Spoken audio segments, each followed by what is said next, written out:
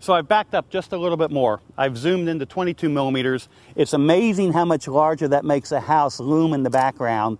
And I think maybe creates a little bit better balance with them. Megan, just turn your head slightly. Lean back in again. Okay, good. So I've got the house framed up behind them.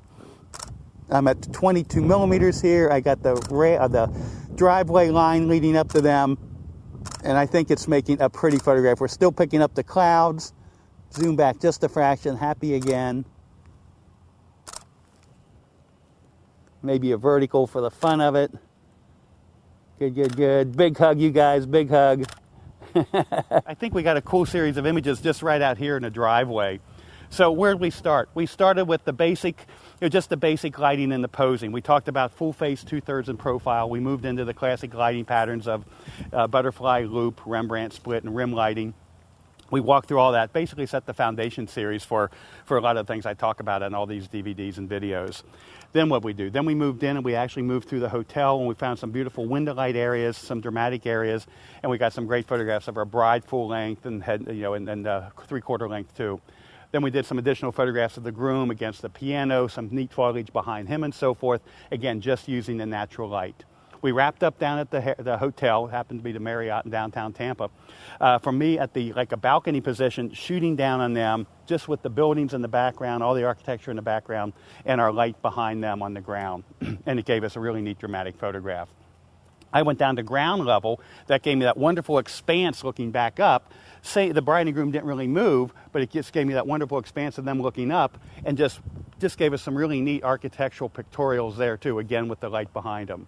So we wrapped up there. We've just come out to this beautiful home right here.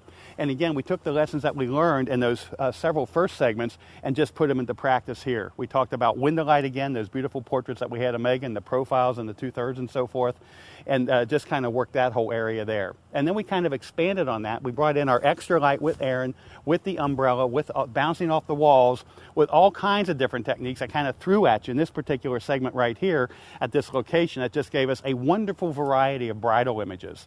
Again, let me say, it's not about how many of these things you can do on the wedding. Just pick your 4, 5, or 6. I try to get what I call my 5 signature images, and that's it. I'm still going to take 4,000 images on the wedding day, but it's these 4, 5, or 6 that are going to be the ones that are going to be standing out.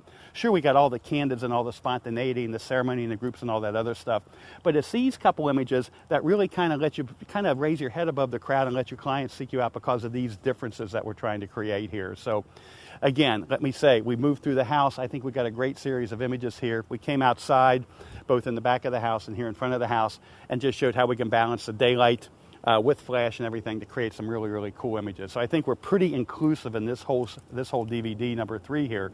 I think hopefully you can get a chance to go out and practice some of the things we talked about, and I think it'll just give you a much broader arsenal that you can dig from when you go out and shoot your next wedding. So good luck, everybody. Thanks.